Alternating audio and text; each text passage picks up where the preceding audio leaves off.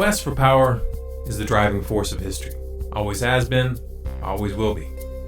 Those who fail to recognize this principle are not spared in the grand chess game, but rather are moved and manipulated by forces they do not understand. From the perspective of those who dominate the board, it is obviously preferable to have a population of ignorant pawns than it is to have an array of opponents which are capable of mounting an effective resistance. To that end, it has always been in the interest of the ruling class to cultivate illusions which obscure the true nature of the game. Manufacturing consent. What is that title meant to describe? Well, the title is actually borrowed from a book by Walter Lippmann, written back around 1921, in which he described what he called the manufacture of consent as a revolution in the practice of democracy. What it amounts to is a technique of control. And he said this was useful and necessary because the common interests, the general concerns of all people, elude the public.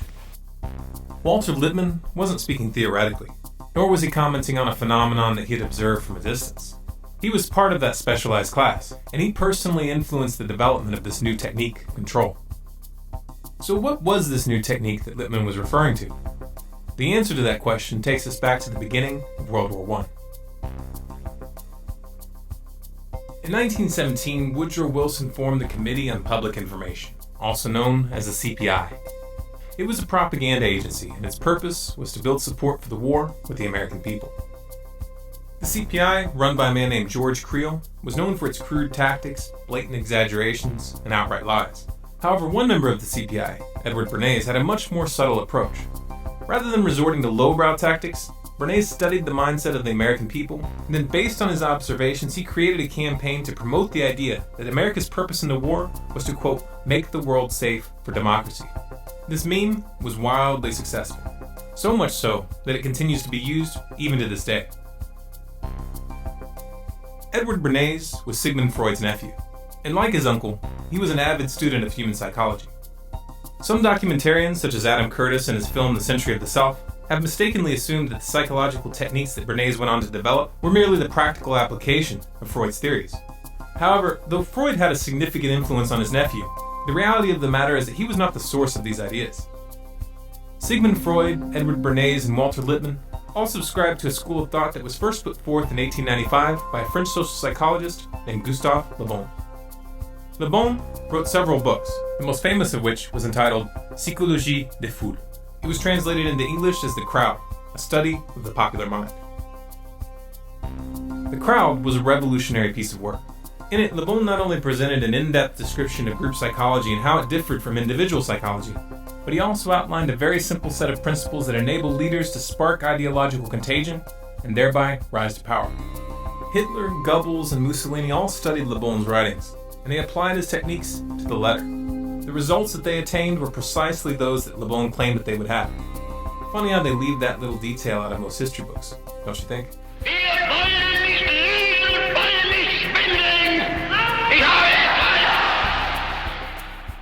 Sigmund Freud's book, Group Psychology and the Analysis of the Ego, was in fact a direct critique of the writings of Gustave Le Bon and William McDougall, which focused on the relationship between individual psychology and group psychology, and explained how human groups can be controlled for long periods of time through the manipulation of group identity, belief systems, and social structures. Edward Bernays studied the writings of Freud, Le Bon, Wilfred Trutter, Walter Lippmann, and many others. He then combined their perspectives and synthesized them into an applied science. The success of his Make the World Safe for Democracy meme during the war, both at home and abroad, planted the seed of an idea in Bernays' mind. Could group psychology tactics be applied during peacetime? When I came back to the United States, I decided that if you could use propaganda for war, you could certainly use it for peace. And propaganda got to be a bad word because of the Germans using it. So what I did was to try to find some other words. So we found the word Council on Public Relations. In 1919, Bernays opened the world's first public relations office. He named his agency the Council on Public Relations. It occurred to me that any young debutante who was aware of the times and of herself as a woman being discriminated against, would be delighted to walk in the Easter parade with her bow, to dramatize the idea that cigarettes were indeed torches of freedom, to validate and to invalidate the taboo against women smoking. So I called up a debutante friend of mine, asked her to get another friend and two young men whom they liked, and I also instructed them on how to give information about what they did to the newsreels, weekly newsreels, to the newspapers, to the three important press associations, the AP, the United Press, and International News Service, and to walk from 34th Street to 57th and back and forth, lighting torches of freedom to protest man's inhumanity to women by a taboo against smoking.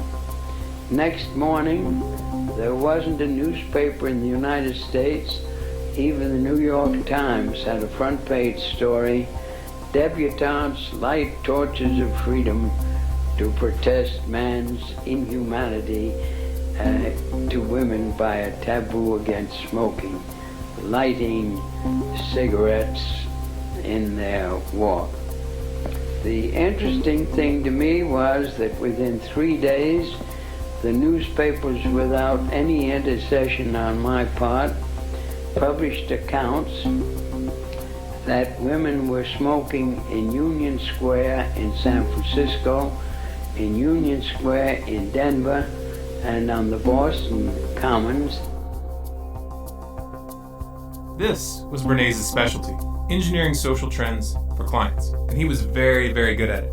Perception was now a commodity, for sale of the highest bidder.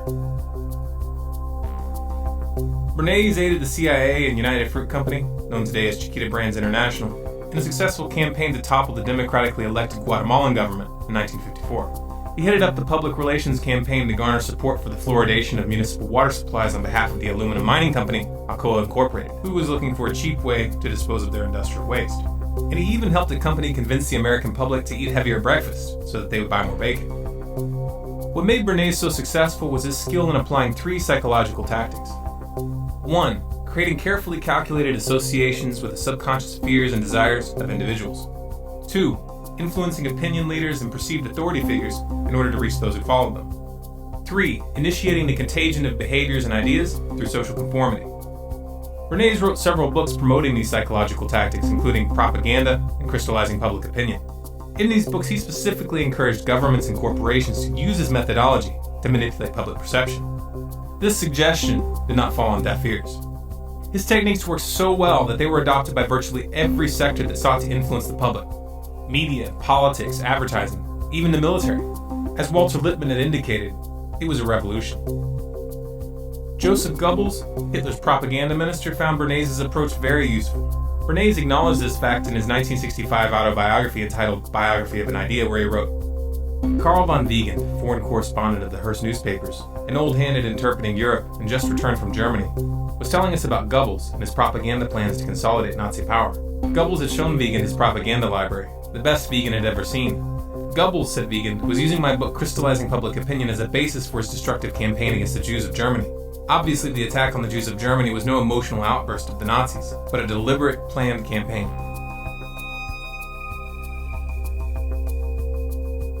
The events that transpired in Nazi Germany stunned the world, and they inspired several prominent psychologists to investigate how populations are convinced to commit atrocities. In the process, they inadvertently established the science behind Le Bon's and Bernays' methods.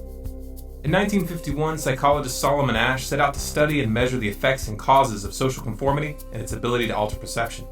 To do so, he ran a series of experiments in which he asked groups of students to participate in what he told them was a vision test. In reality, all but one of the participants in each test were actually actors, each of whom had been prepped to give specific answers at specific times. The subjects were shown a card with a line on it, followed by another card with 3 lines on it, labeled 1, 2, and 3.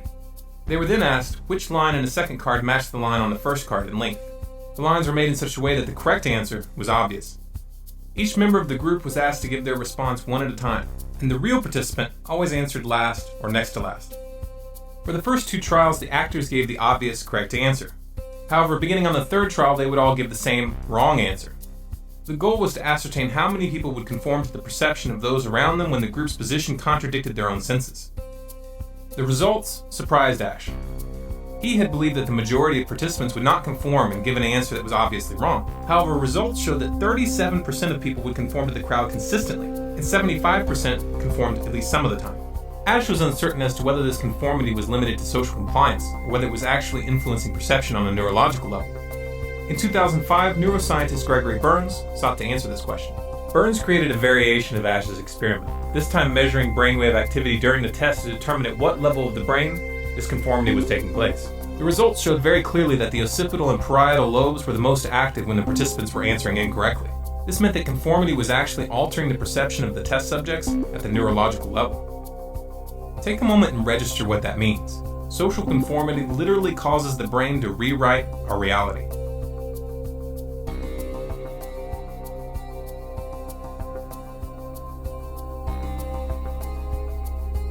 In 1961, Yale University psychologist Stanley Milgram conducted a series of experiments which measured the willingness of individuals to obey authority figures. In the experiment, test subjects were placed in a scenario where they were led to believe that when they flipped a switch, an electrical shock was being delivered to a person in the adjacent room. They were then ordered by a man in a white jacket claiming to be the official scientist in charge to ask the person in the next room a series of questions. If they received an incorrect response, they were to punish them by flipping the switch, thereby administering a shock. For example, in the first line it reads, blue, boy, girl, grass, hat.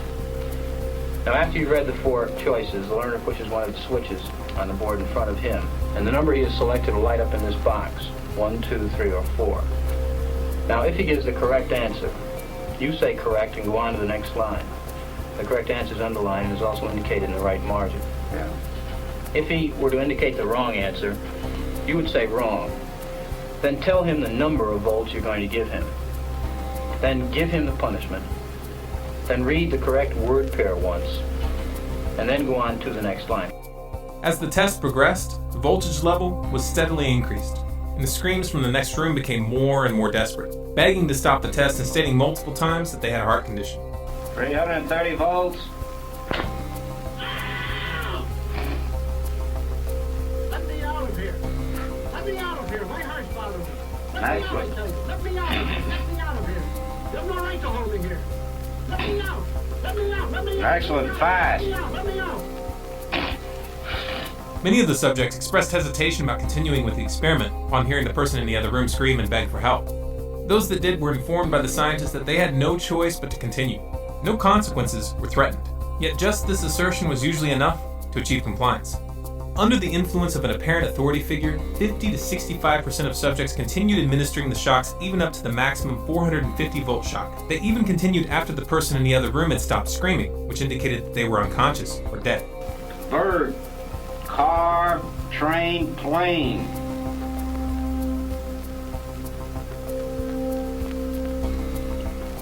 Go on, please. Please answer.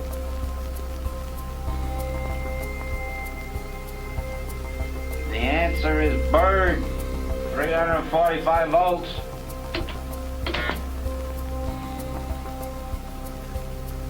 Blunt, knife, stick, word, arrow. Answer, please. Continue, please.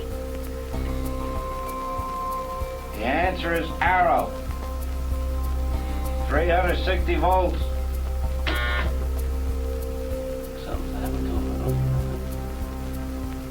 Go on, please, with the experiment. Please continue. The Milgram Authority experiment has been repeated numerous times over the years using individuals from a wide range of economic and social backgrounds, and the conclusions are always consistent. The aura of authority exercises an almost irresistible force over the human mind, easily overriding core morals and ethics. Even more shocking is the fact that no legitimate authority is necessary. Appearances suffice.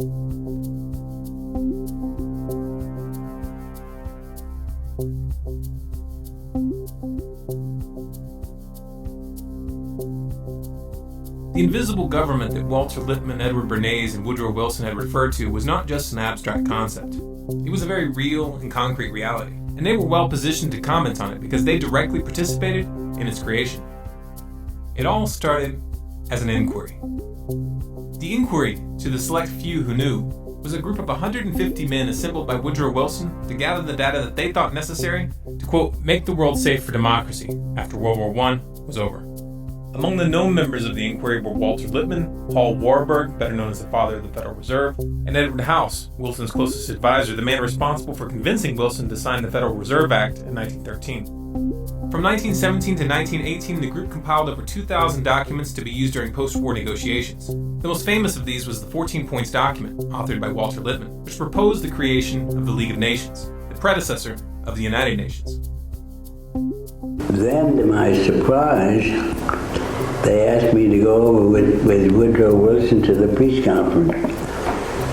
And at the age of 1926, I was in Paris for the entire time of the peace conference that was held in the suburb of Paris, and we worked to make the world safe for democracy.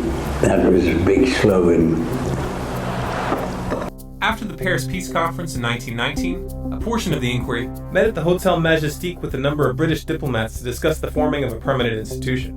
This meeting eventually led to the decision to join forces with a group of high-ranking officers of banking, manufacturing, trading, and finance companies led by Elihu Root, a powerful corporate lawyer who was also a former United States Secretary of War and leading advocate of America's entry into World War I. On July 29, 1921, the merged group filed a certification of incorporation, officially forming the Council on Foreign Relations, also known as the CFR. The CFR went on to build a membership comprised of the world's most powerful business leaders, politicians, and corporations. Among the corporate members are Goldman Sachs, JP Morgan, Chevron, Exxon, Shell, BP Oil, General Electric, Raytheon, Lockheed Martin, Northrop Grumman, Boeing, Bloomberg, Rothschild's North America, and DynCorp International. You can find a complete list on the CFR website. It's good to be back at the Council on Foreign Relations. As Pete mentioned, I've been a member for a long time and was actually a director for some period of time. I never mentioned that when I was campaigning for re-election back home in Wyoming. Thank you very much, Richard, and I am delighted to be here in these new headquarters. I have been often to, the mothership in New York City. But it's good to have an outpost of the council right here down the street from the State Department. We get a lot of advice from the council, so this will mean I won't have as far to go to be told what we should be doing and how we should think about the future. John Foster Dulles, Secretary of State under President Eisenhower, is listed as one of the founding members of the CFR on their own website. It was Dulles that convinced Eisenhower to use the CIA to topple the democratically elected Prime Minister of Iran, Mohammad Mossadegh, in 1953. The Shah, the puppet who was installed in his place, was a brutal dictator. He enjoyed full support from the U.S. government until he was overthrown in the Islamic Revolution of 1979. Dulles was also the man behind the 1954 CIA coup in Guatemala, and remember, Bernays ran the propaganda for that operation. The tactic that Bernays chose was to convince the public that the Guatemalan government was backed by the Soviets. Nada menos que John Foster Dulles, que era el secretario. No less a figure than John Foster Dulles, head of the State Department, was part of the firm of lawyers acting for the United Fruit Company. His brother Alan was the head of the CIA. So it didn't take much of an effort on their part to persuade their president, a military man, Mr. Eisenhower, to give them the green light to overthrow Arbenzi's government. Para derrocar al gobierno de Arbenz. U.S. Secretary of State Dulles takes the rostrum to urge united action by the Americas to outlaw international communist intervention in the Western Hemisphere. Bernays' tactic worked, even though the Soviet Union didn't even have diplomatic relations with Guatemala at the time. Я абсолютно убежден в том, что правительство Арбенца The Arbenz government, which had been in power from 1950, didn't enjoy any logistical support from the Soviet Union. We didn't even have diplomatic relations. There was no Soviet mission in Guatemala. Once again, Bernays set a trend, and for the next 40 years, the U.S. government would use the specter of communism to justify invasions and covert operations around the globe. Another member of the CFR, George Bundy, was National Security Advisor under Kennedy and Lyndon B. Johnson. He was also the man responsible for encouraging the escalation of the Vietnam War, a prospect that Kennedy opposed and would not have allowed had he lived. This according to documents written by Bundy himself. President Nixon's National Security Advisor Henry Kissinger is also a member of the council. Kissinger was the man behind the CIA coup which overthrew the democratically elected president of Chile, Salvador Allende. The puppet they installed in Allende's place, Augusto Pinochet, was another brutal dictator who tortured and killed thousands of his own citizens. The U.S. government politely looked the other way. Carter's National Security Advisor, Zbigniew Brzezinski, is also a member of the council. In 1972, I became director of the Trilateral Commission, an American, Japanese, West European public organization. In 1976, I directed the foreign policy task forces for Jimmy Carter. Then I became his national security advisor for 4 years. Then I went back to private life, although in 1988 I was co-chairman with Brent Scowcroft and Henry Kissinger of the foreign policy task force for Vice President Bush. You mentioned something earlier that you've done that comes up right in the spot that you're sitting many times by our callers across the country, and that is a suspicion that there is a conspiracy afoot through the Trilateral Commission and the Council on Foreign Relations. You ran the Trilateral Commission for how long? About 3 years, I think. Something like that, 3 years. Not only did I run it, I helped to found it and organize it with David Rockefeller. It was Zbigniew Brzezinski who was behind the funding and arming of the Mujahideen in Pakistan and Afghanistan, a tactic designed to incite the Soviets to invade. U.S. National Security Advisor Brzezinski flew to Pakistan to set about rallying resistance. He wanted to arm the Mujahideen without revealing America's role. On the Afghan border near the Khyber Pass, he urged the soldiers of God to redouble their efforts. We know of their deep belief in God, and we are confident that their struggle will succeed. That land over there is yours. You'll go back to it one day because your fight will prevail and you'll have your homes, your mosques back again because your cause is right and God is on your side. I mean, let's remember here, the people we are fighting today, we funded 20 years ago. Ronald Reagan's National Security Advisors Richard D. Allen and Robert C. McFarlane are also members of the council, as was his Secretary of State, George Shultz.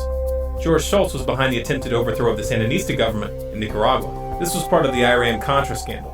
The Contras, which Reagan and Shultz were arming and training through the CIA, killed, tortured, raped, mutilated, and abducted hundreds of civilians that they suspected of sympathizing with the Sandinistas.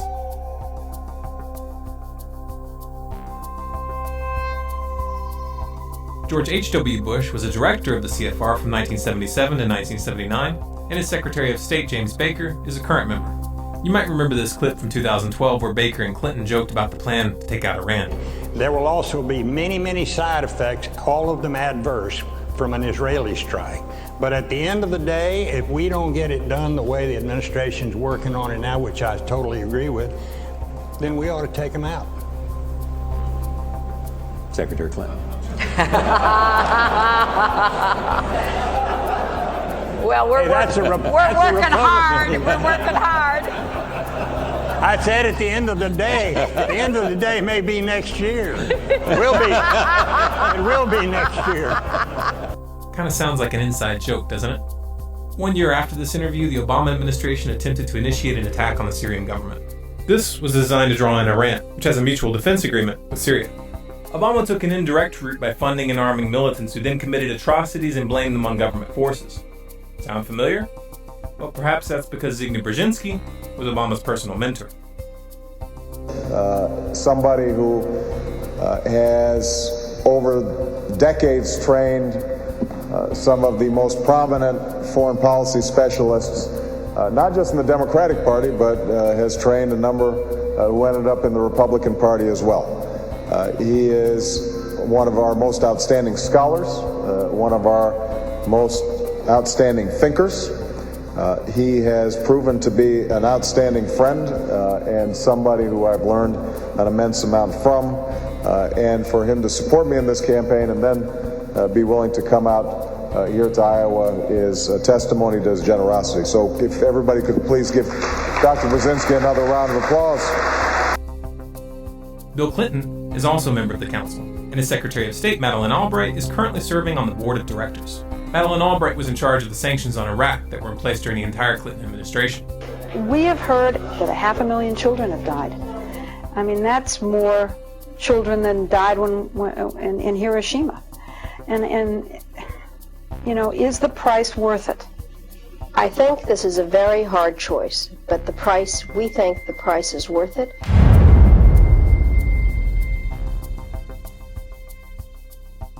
Colin Powell, who led the charge to war with Iraq by presenting false evidence to the UN in 2003, is also currently on the CFR board of directors. Indeed, the facts and Iraq's behavior show that Saddam Hussein and his regime are concealing their efforts to produce more weapons of mass destruction. My colleagues, every statement I make today is backed up by sources, solid sources. These are not assertions. What we're giving you are facts and conclusions based on solid intelligence. Those weapons of mass destruction got to be somewhere.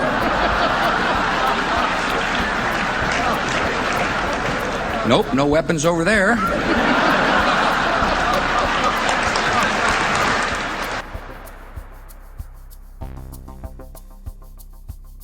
George W. Bush's National Security Advisor, Stephen Hadley, his Secretary of State, Condoleezza Rice, and his Treasury Secretary, Henry Paulson, are all current members of the CFR. Henry Paulson, former CEO of Goldman Sachs, was the man behind the banker bailouts in 2008. Goldman Sachs, which just happens to be a corporate member of the CFR, was one of the primary beneficiaries of that bailout. Another CFR member, Robert Gates, was Secretary of Defense under both Bush and Obama. Obama's first National Security Advisor, James L. Jones, is a CFR member, as is Obama's second National Security Advisor, Tom DeNillen, his third National Security Advisor, Susan Rice, his second Secretary of Defense, Chuck Hagel, his first Secretary of State, Hillary Clinton, as was his first Secretary of Homeland Security, Janet Napolitano. John Kerry, Obama's second Secretary of State, acknowledged that he was a member of the CFR in a speech given at the Council in 2003, but he's no longer listed on the official roster. In the Senate, Dianne Feinstein is listed as a member, as is John McCain, Joe Lieberman, and former Senator Christopher Dodd. Christopher Dodd is currently the president of the Motion Picture Association of America. In that role, he was the driving force behind the SOPA and PIPA internet bills. 3 out of 6 of the current board members of the Federal Reserve, Daniel Tarullo, Jerome Powell, and Janet Yellen, are all publicly listed as members of the Council. This cozy relationship between the Federal Reserve and the CFR goes back to the very beginning. Paul Warburg was a founder of both organizations, and he held positions in both of them concurrently. He was a director of the Council from its creation in 1921 until his death in 1932, and he served on the Federal Reserve Board from 1921 to 1926. His son, James Warburg, who is also a CFR member, is most famous for the statement he made before the U.S. Senate Committee on Foreign Relations on February 17, 1950, in which he said, "We shall have world government whether we like it or not. The only question is whether world government will be achieved by consent or by conquest." Carroll Quigley was an author and professor of history at Georgetown University. He was also a personal mentor to President Bill Clinton. And then, as a student at Georgetown, I heard that call clarified by a professor named Carroll Quigley. Quigley served as a consultant to the U.S. Department of Defense, the U.S. Navy, and the House Select Committee on Astronomics and Space Exploration. He was not a fringe lunatic by any stretch of the imagination, but was in fact a respected member of the establishment. That's what makes the statements he made in his book Tragedy and Hope so significant. Tragedy and Hope was a dense and highly detailed historical volume which covered world history from 1914, with an emphasis on analyzing the driving forces of civilization. The book was completely uncontroversial, that is until you get to the middle, where he makes the following statement. There does exist and has existed for a generation an international Anglophile network which operates to some extent in the way that the radical right believes that the Communist Act. In fact, this network, which we may identify as the Roundtable groups, has no aversion to cooperating with the Communists or any other groups, and frequently does so. I know of the operations of this network because I have studied it for 20 years, and I was permitted for 2 years in the early 1960s to examine its papers and secret records. I have no aversion to it or to most of its aims, and have for much of my life been close to it and to many of its instruments. I have objected both in the past and recently to a few of its policies, but in general my chief difference of opinion is that it wishes to remain unknown, and I believe its role in history is significant enough to be known. Quigley specifically identified the CFR and the Institute of International Affairs as key hubs in this roundtable network, and he confirmed its close relationship to banking and finance. The Institute of International Affairs, also known as the Chatham House, is a sister organization of the CFR. It was created in 1920 by the British diplomats who attended the meeting at the Hotel Majestic in Paris in 1919. There are chapters of the Institute of International Affairs in Australia, Belgium, France, Italy, Portugal, Norway, Poland, Finland, Hungary, Sweden, New Zealand, South Africa, Nigeria, Pakistan, Singapore, Japan, and in other countries as well.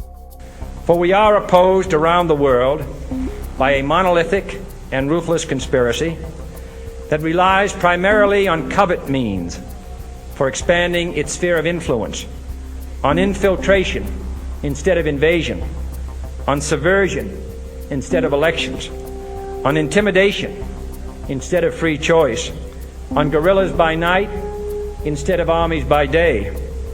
It is a system which has conscripted vast human and material resources into the building of a tightly knit, highly efficient machine that combines military, diplomatic, intelligence, economic, scientific, and political operations.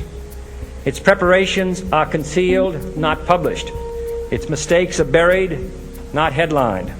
Its dissenters are silenced, not praised. No expenditure is questioned, no rumor is printed, no secret is revealed.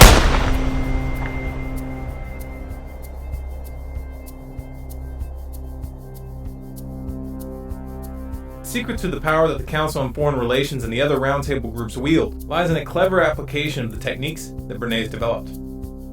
They target individual psychology by cultivating a sense of exclusivity and prestige, which plays upon people's desire to feel important and powerful. Like Bernays, they manipulate the public indirectly by targeting opinion leaders and authority figures. By influencing their membership, which is comprised of men and women in the highest levels of government, business, and finance, they hijack the phenomenon observed in the Milgram Authority experiments while bypassing the electoral process. Most of the meetings held at the CFR are run under Chatham House rules, meaning that the ideas discussed there may be used and spread by those present, but no one is allowed to mention where those ideas came from. I would like to remind the audience, it says here, that this meeting is not for attribution. This means that participants are welcome to make use of the information received at the meeting, but neither the identity of the speakers nor that of any other participant may be revealed, nor may one cite a council meeting as the source of the information. These closed-door discussions and their exclusive membership process work together to engineer the phenomenon demonstrated in the Ash conformity experiments. New members must be nominated by an existing member, seconded by 3 members, and approved by the board of directors. This process ensures that ideological continuity is maintained as social conformity brings new members into line with the group. It's important to remember that wealth, social status, and official positions of power do not reduce the effects of group psychology. We get a lot of advice from the council, so this will mean I won't have this far to go to be told what we should be doing and how we should think about the future. To put it in simple terms, the politicians aren't the ones calling the shots. They're just puppets. Voting the bums out doesn't work, and it hasn't for a long, long time. Now you know why. Even if we remove every single corrupt oligarch from the councils of government, we will end up right back in the same situation unless we deal with the psychological underpinnings of our enslavement. But how do we do that? How do we reach the group mind and shake the crowd from its slumber? Group psychology is a weapon, and like all weapons, it is capable of being used for good or for evil. For many years, it has been in the wrong hands. It has been hidden from the public and used against them. It's time for the people to pick up that weapon and use it to free themselves. It's time to start studying. Read Gustave Le Bon's books, The Crowd and Psychology of Revolution. Read Edward Bernays' books, Propaganda and Crystallizing Public Opinion. And read Gene Sharp's books, From Dictatorship to Democracy and National Security Through Civilian-Based Defense. Learn the theory, learn the techniques, and start using them to spread the truth rather than hiding it. Start using them to prevent wars rather than start them. Start using them to stop the militarization of the police and to end the surveillance state. Use them to bring this corporate mafia to its knees. Some of you may find this proposition frightening. This is dangerous stuff. These are ideological M16s with boxes of ammunition. If even a few motivated individuals started using these techniques effectively, it could seriously disrupt the balance of power. But that is exactly what's needed. I challenge you to look around. Look at the state of the world. Look at where these psychopaths are taking us. If you do not feel the imperative to change the course that we are on, then you're not paying attention. So just as I say we aren't going to let any dogs or water hoses turn us around, we aren't going to let any injunction turn us around.